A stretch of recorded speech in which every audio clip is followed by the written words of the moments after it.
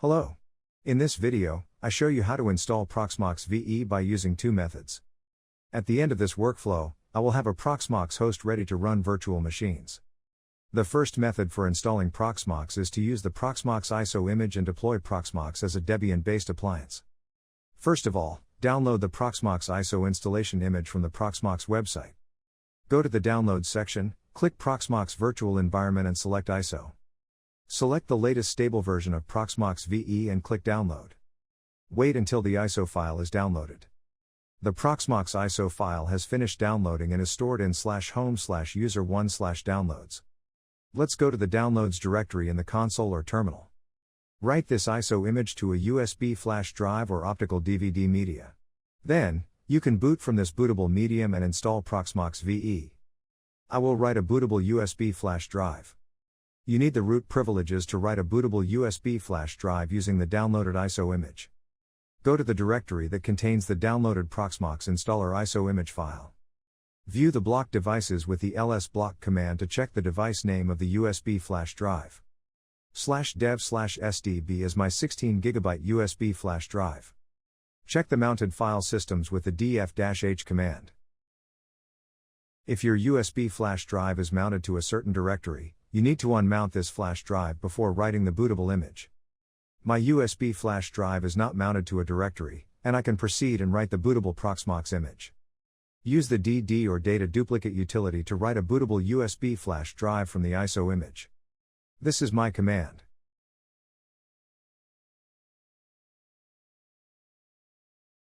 Wait until the Proxmox installation image is written to the bootable USB flash drive. Writing data to the USB flash drive is done. Check your block devices once again with the ls-block command. The /dev/sdb USB flash drive contains the Proxmox installer, and the partitioning scheme is changed accordingly. Exit the root console.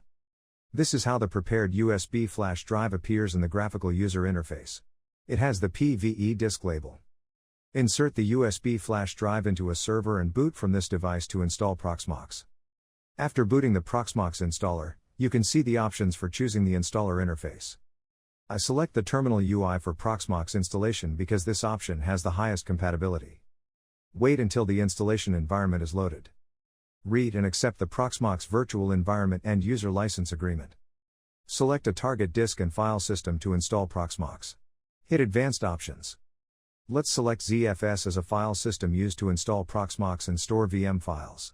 ZFS supports thin provisioning for virtual disks. Let's select ZFS, RAID 1, to have data redundancy and make the server fault tolerant in case of a disk failure.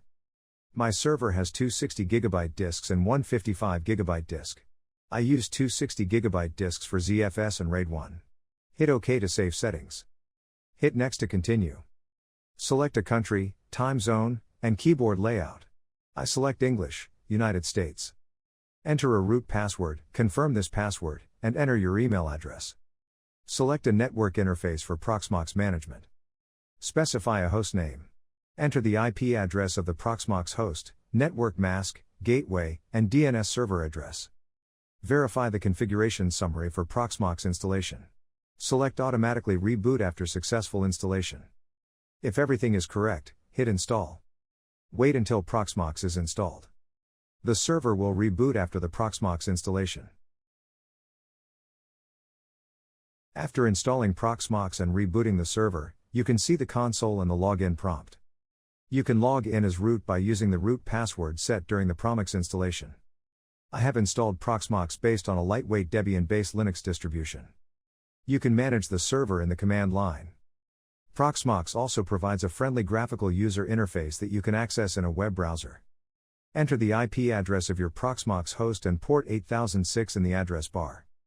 You can see the IP address of my Proxmox host on the screen.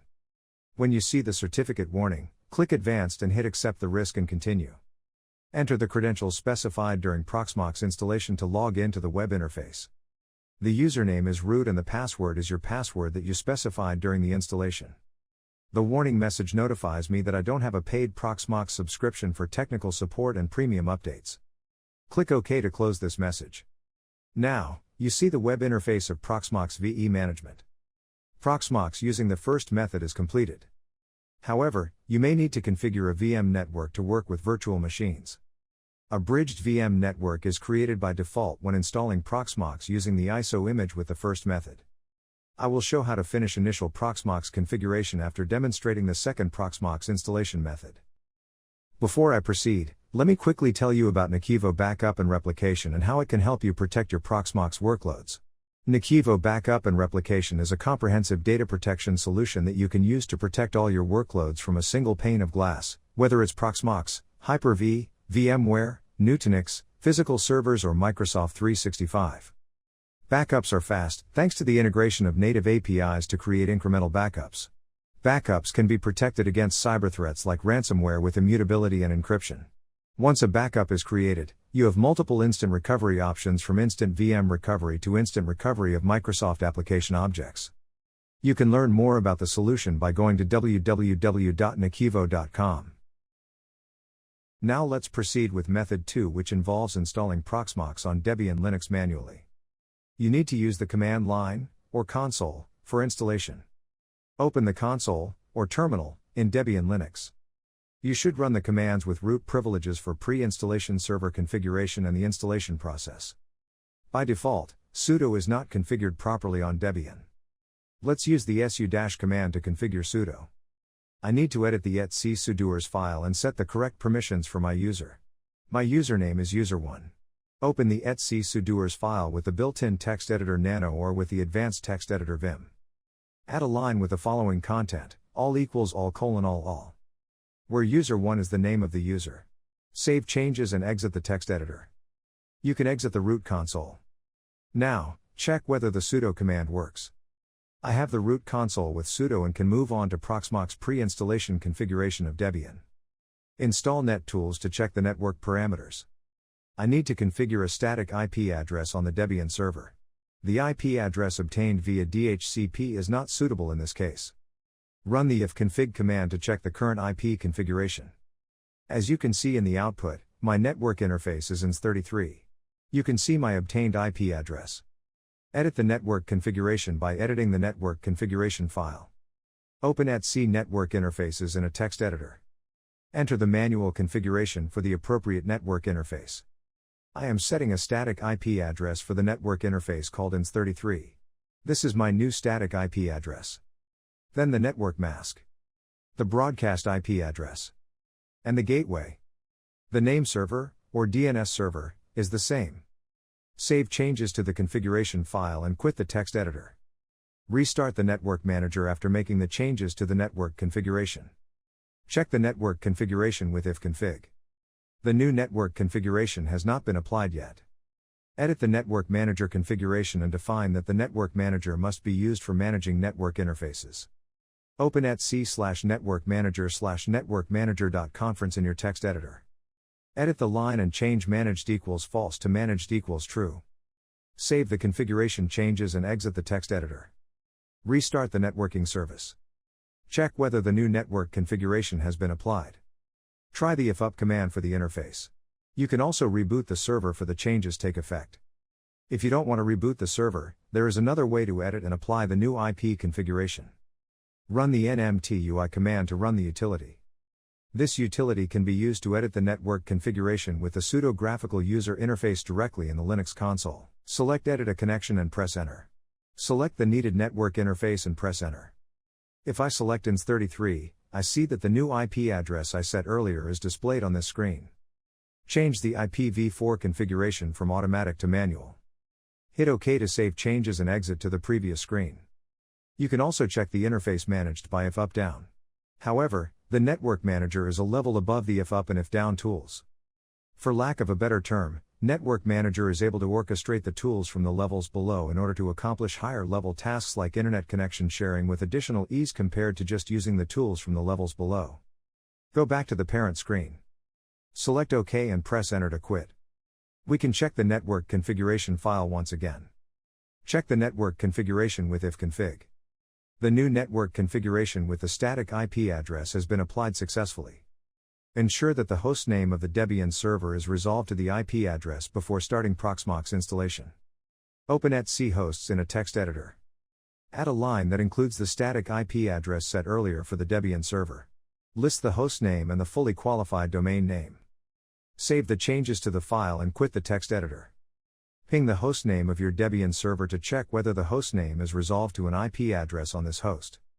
As you can see, the hostname is resolved. Run one more command to ensure that the hostname is resolved properly on this host. I can see the configured IP address in the output. The next stage is adding Proxmox software repositories to the configuration of Debian Linux. These online repositories are used to install Proxmox on Debian. You can check the Proxmox wiki page to find the addresses of the Proxmox repositories. I have noted the addresses of the repositories in a text file for more convenience. Add the Proxmox VE software repository to Debian Linux with the shown command.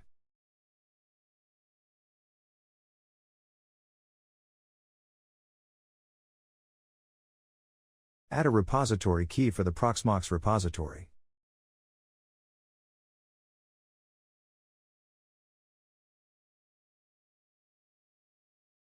Verify that this key is correct by comparing a hash or checksum.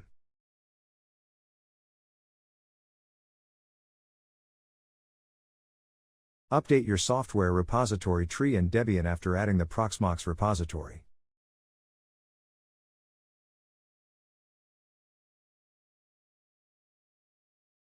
Install the kernel of Proxmox VE in Debian. Some packages that must be installed after that depend on this Proxmox VE kernel and specific compile flags. Wait until all required Proxmox kernel packages are downloaded and installed.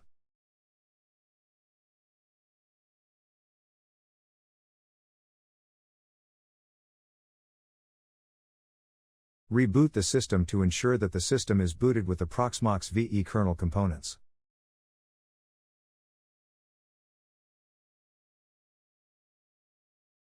After rebooting the host, open the console. Get the root privileges by using sudo. Install Proxmox VE packages in Debian with the Proxmox VE kernel. Specify the mail configuration when prompted.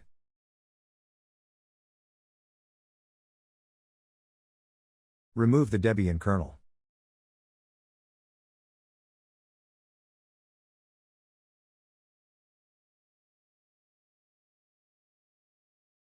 Update and check the configuration of grub, the bootloader.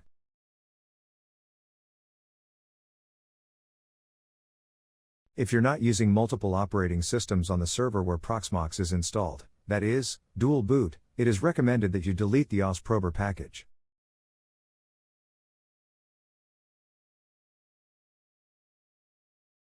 At this point, you can open the Proxmox web interface. Open a web browser. Enter the IP address of your Debian server, which is the Proxmox host, and specify port 8006. The IP address of my Proxmox server installed on Debian is 192.168.101.229. Enter the IP address and port number in the address bar and hit enter. When you see the certificate security warning, click Advanced, then hit Accept Risk and Continue. Enter the root username and the root password set for Debian Linux. Click Login. You can create virtual machines, but it is better to configure VM networks before deploying VMs. After a clean installation of Proxmox, I have one network interface called ins33. To run virtual machines, I need to configure a bridged network and a NAT network. The bridged network is used to connect VMs with each other, to a Proxmox host, and to other hosts in a physical network. Let's configure the network bridge. Select the Proxmox host in the navigation pane and go to System then Network. Select the physical network adapter installed on the Proxmox host and click Edit. You need to edit the configuration of the existing Ethernet network interface. Copy the parameters of the network interface and delete them from the configuration of this network interface. Save them to a text file or write them down somewhere. Deselect the Auto Start checkbox. Click OK to save the settings and close the window. In the Proxmox VE web interface, select your Proxmox host, go to System then Network and click Create and then Linux Bridge. Enter the needed parameters, including the parameters copied from the original ins33 network interface configuration.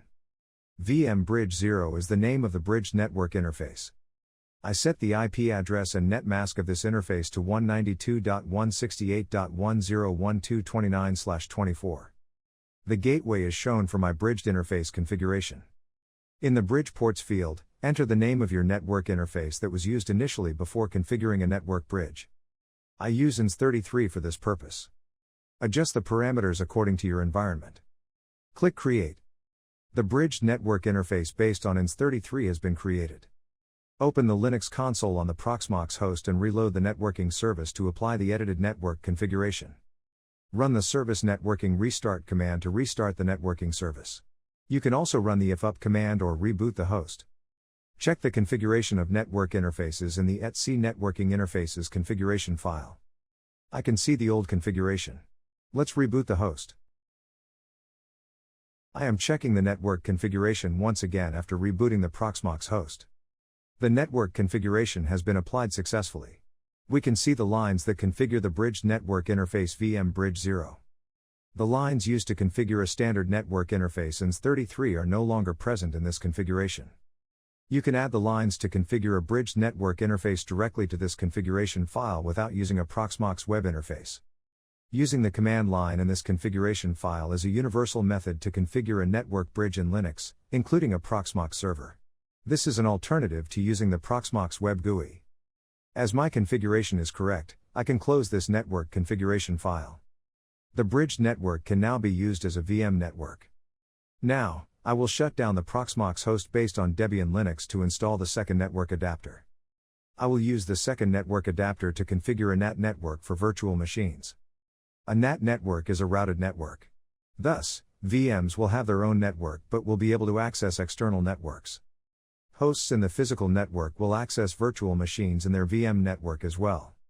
I am shutting down the Proxmox host to install the second network adapter. The Proxmox host is powered on.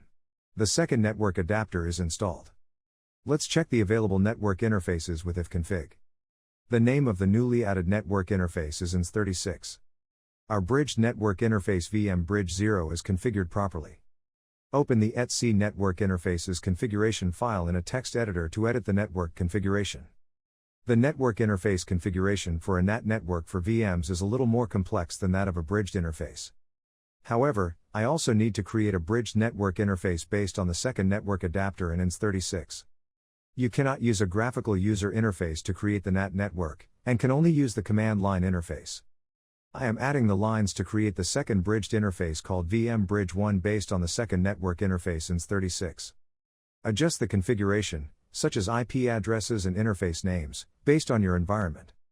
192.168.101.0/24 is the physical network to which the Proxmox host and VMs with the bridged network mode are connected.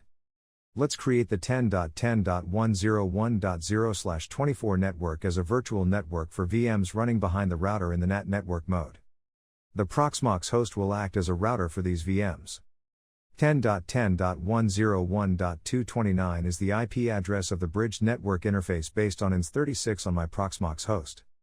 The network mask is 255.255.255.0 or /24. Enable IP forwarding, or routing, in the Linux kernel. Add IP tables rules for routing. I use a basic routing configuration in this example. IP tables is a powerful firewall and you can enable or disable access to specific IP addresses and ports. I am adding 2 lines for network address translation and packet forwarding or routing. Check the configuration, save changes and quit the text editor.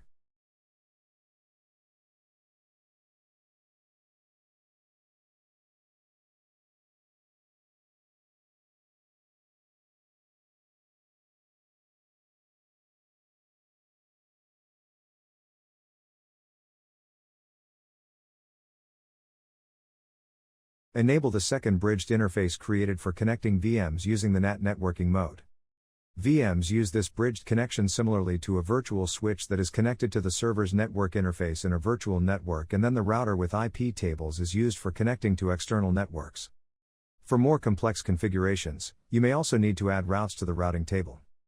Check the configuration of network interfaces with ifconfig. My second bridged network interface has been configured successfully and the IP address is set. In VM guests, I have to set 10.10.101.229, which is the IP address of the Proxmox host for the router's network bridged interface VM Bridge 1, as a gateway in the guest OS network settings connected to the routed NAT network for the VMs. Now, you can see the second bridged network interface used for the NAT network for VMs in the Proxmox web interface. This is my bridged interface VM Bridge 1 for the NAT network. A DHCP server is not configured at now. At this moment, I need to manually set the IP configuration in VMs. You can configure a DHCP server on a Proxmox host in Linux or configure a DHCP server in a VM connected to the NAT network. I will show DHCP server configuration for virtual machines on a Proxmox server later in this video tutorial. The next step is configuring a DNS relay for virtual machines connected to the NAT network. It is important to have proper resolution of DNS names to IP addresses for VM guests connected to the network in the NAT network mode, especially for connecting to resources on the Internet. The easiest method to resolve DNS names in guest operating systems of VMs is setting the IP address of the DNS server located outside the NAT network used for VMs. The more elegant way for proper work of DNS name resolution in VMs is configuring DNS relay on the Proxmox host. Let's configure DNS relay in the Proxmox server running on Debian. Install Bind 9, the DNS server system for Linux.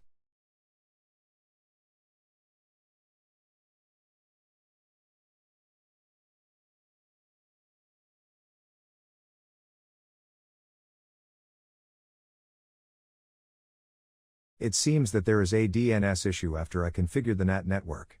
Let's fix this. Check the network configuration in the Proxmox web interface. Select the Proxmox host and go to System then Network and System then DNS. The network interfaces are configured correctly. It seems that the second network adapter INS36 obtained the IP configuration via DHCP, and it violated the DNS. Let's set the correct DNS server IP address manually. It must be 192.168.101.2 in my case.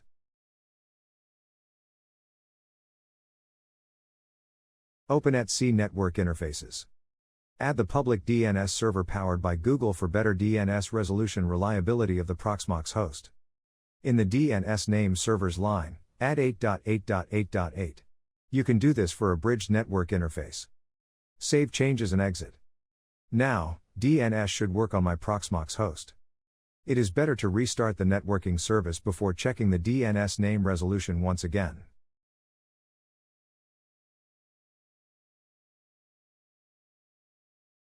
DNS name resolution works now. Finally, I can install Bind 9 from online Linux repositories.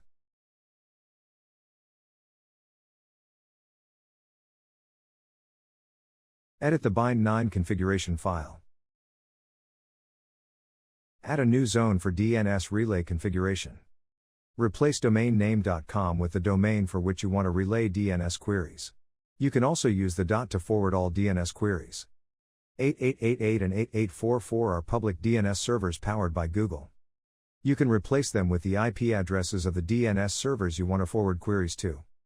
I add 192.168.101.2 as a DNS server to the first position in the list of DNS servers in this configuration file. This is the DNS server in my physical network. The bridged network adapter of my Proxmox host, that is VM Bridge 0, whose IP address is 192.168.101.229. This host is connected to DNS server 192.168.101.2. After making the changes, restart the Bind 9 service. You can try to ping DNS names in a VM connected to the NAT network of the Proxmox host. Try to open a website using a link with the DNS name in a web browser. Now, DNS name resolution should work for Proxmox VMs. As I mentioned earlier, the VMs you deploy now can only use static IP configuration because there is no DHCP server for the NAT network. It's time to configure a DHCP server on the Proxmox server for virtual machines connected to the NAT network. Having a DHCP server for this network will make the process of VM creation and basic VM configuration more convenient. Install ISC DHCP server on a Proxmox server. Run the commands with the root privileges. Edit the DHCP server configuration file. I am adding the following DHCP server configuration for the NAT network. Specify the IP address range leased by a DHCP server. Specify a gateway. Specify a netmask. Specify a domain name. Set domain servers for automatic IP configuration by the DHCP server. I set to use one internal and one external DNS server. Save changes and quit the text editor. Edit the DHCP server interface configuration file. Set the interfaces to listen on. I use VM Bridge 1, which is the bridged interface for my NAT network. Save the changes to the configuration file and quit the text editor. Restart the DHCP server to apply the new configuration. Let's check the DHCP server status. The DHCP server cannot start if there is an error in the DHCP server configuration file. Let's check the configuration file carefully. You can copy the needed configuration lines from an example and edit them to adjust your environment. For example, you can copy the configuration lines from the NAKIVO blog post on Proxmox installation and edit them. It is important to use the correct syntax. Each character is important. Don't forget about semicolons at the end of the lines. I am using the configuration explained in the blog post. I can delete unnecessary lines created before. Save changes and quit. Restart the DHCP server service. Check the DHCP server status. The DHCP server is running properly now. The installation of Proxmox virtual environment is completed. The initial configuration of Proxmox explained in this video allows you to run virtual machines and use two networks for VMs. Let's add a note about the NAT network for more convenience. If you've configured everything correctly, your virtual machines should access external resources by using DNS names. Let's check the network configuration for a virtual machine deployed in my lab after completing the Proxmox installation with network configuration. I am connecting to the user interface of a virtual machine. This VM is connected to the NAT network. First of all, let's check the IP configuration. The IP address should be obtained via DHCP. The DHCP server is working properly. The IP address was obtained by the DHCP server. You can see the start lease date and lease expiration date.